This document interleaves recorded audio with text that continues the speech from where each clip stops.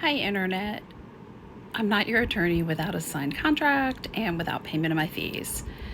Today, I just wanted to take a minute to talk about making sure your lawyer stays up to date with state and local rules of practice. What does that mean? Well, an example behind me is I've been working on revising my fee schedule because I've joined the attorneys that do divorce law that have stopped doing hourly rates. So I'm constantly just checking the fee rules and advisory opinions and just kind of making sure that I'm keeping my contracts up to date with Georgia requirements.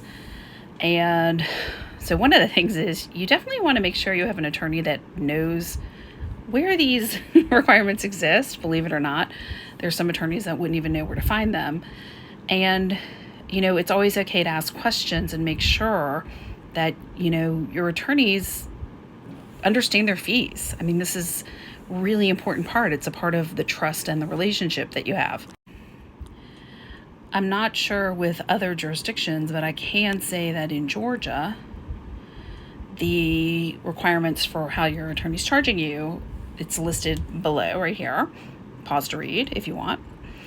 And if we go through the steps, right, the time and labor required, the novelty and difficulty of the question. So is this something that's routine or is this something really out of the ordinary? And the skill that's needed to perform the legal services properly. I always take that to mean, too, that it may not just need a lawyer. You might need a CPA. You might need a different type of an attorney, not just divorce. You might need an estate attorney or a business attorney. Step 2, right? The likelihood that acceptance of this case is going to prevent your lawyer from working on something else.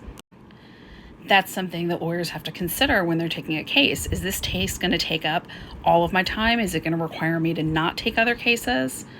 The next step, the fee customarily charged in the locality for similar legal services. So customarily in the metro areas, the attorney fees are, higher. You're in a metro city. But, if somebody comes to me with an uncontested divorce with no property, no debt, no children, and I quote them, oh, I need $30,000, well, something's wrong. So, even if you're not an attorney and you're seeking legal help, it's easy to identify when somebody is not charging you the appropriate rate. Number 4, what is, going to be involved and what are the results, right? That is just, it's kind of general, but I've always taken it to mean that, what is the time and fees that are going to be involved and incurred, and, how do you get to the results that you need them to be? Is it through litigation? Is it through mediation? Is it through negotiations? Okay, number 5, the time limitations imposed by the client or by the circumstances. Okay, I love my clients, but sometimes their timelines are a little unrealistic. However, there are times where somebody comes to me and not by their fault, there is a really limited time window.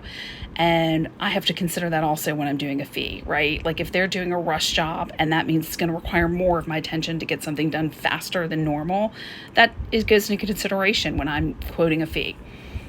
Okay, number 6, the nature and length of the professional relationship with the client. I always think for number 6, that's kind of hard, and it may be easier to think about in like a business sense and less in a divorce sense.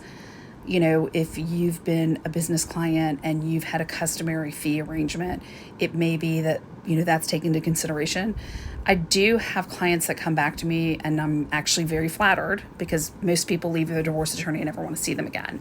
And I have clients that I've worked with for decades just because they've had things come up after their cases have closed out and they've needed help with other things. So I do take that into consideration. I recently had a contempt issue come up and the divorce was really long and a little crazy because of the spouse, not my client. And when we had the contempt, I took into consideration that I had just closed out the divorce and that there had been, in my opinion, an unnatural amount of fees. Now, the court awarded my client reimbursement to the penny of all the fees she spent.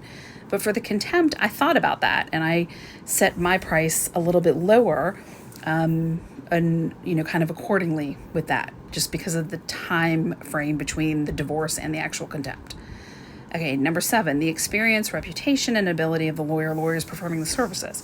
Well, I've been practicing 20 years. I am exclusive to family law. I've clerked in superior court for, domestic cases.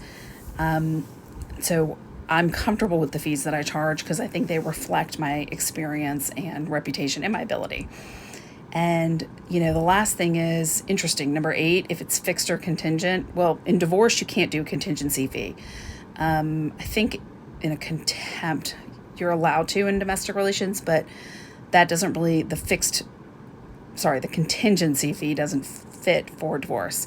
But like I said at the beginning of the video, I've started working on a fee schedule and moved away from the hourly rate. I like being able to tell my clients, what they can expect. Now, under all of the rules, there are like footnotes about just, like at the bottom here, if you see under me, right down there, it talks about contingent fees and, where they're applicable. And the one above me, I almost like peed in my pants, because if they had to write this out, that means that there is some poor lawyer out there who either accepted controlled substances or sexual favors as payment.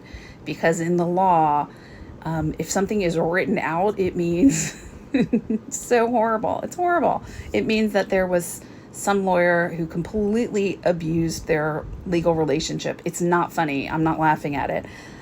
It's so absurd. I think it's like that uncomfortable laugh, right? Like it's an inappropriate emotional reaction because it's so horrific to see that in the Georgia professional rules, the